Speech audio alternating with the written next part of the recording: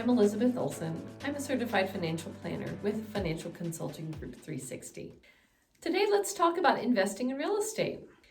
This is the first video in a three-part series focusing specifically on real estate as an asset. A lot of people get excited about the idea of buying a house or a duplex to live in or rent out. Real estate that grows at even a modest rate can be hard to beat when it comes to growing your net worth.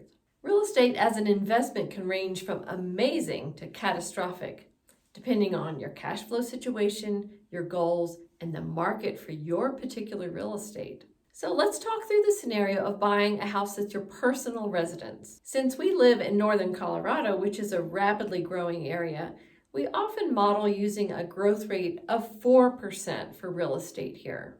That means that over time, we expect the property to grow in value at a rate of 4% a year.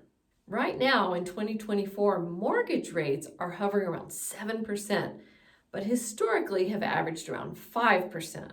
So let's say you buy a house for $500,000 that's increasing in value at a rate of 4%. 4%. You put 20% down, $100,000, and you finance the remaining 80% with a 30-year mortgage at 5%. In 1 year, these would be your numbers. Your house is now worth $520,000. You owe $394,000. So you've paid that down. So your equity is $126,000. You started with 100, now you have 126. Not bad for just 1 year. So let's jump ahead to 5 years, remembering that these are hypothetical examples. They're only for illustration purposes. They don't include taxes, expenses, closing costs, stuff like that. What we're seeing here is the effect of leveraging. You're benefiting from the growth of the asset you're investing in, even though you only own 20% of that asset. So that's after just 1 year. Let's fast forward to 5 years. By now, assuming your house continues to increase in value by 4% and you continue to pay down your 5% mortgage, the property would be worth over $608,000. You would now owe just $367,000. Your equity now stands at over $241,000.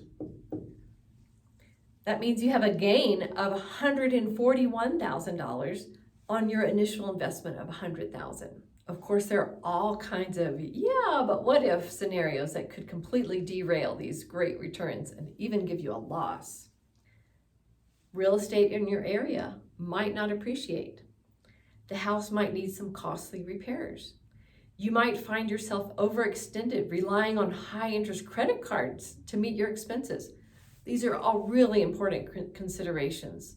But if real estate is appreciating in your area and you maintain your house and you can afford the monthly payment, home ownership is a great way to increase your net worth. Let's say the house in our illustration were a rental property. The same basic principles would apply with a few additional risks. Your tenants could damage the property or fail to pay the rent on time. It costs time or money or both to manage the property. Lending costs, interest rates that is, for rental property are generally higher. And lastly, the gain can be more difficult and more expensive to access with a rental property. In my next video, I want to address that final point, accessing the gain in real estate for both your primary residence and rental property. What's been your experience investing in real estate? Click below and share with us.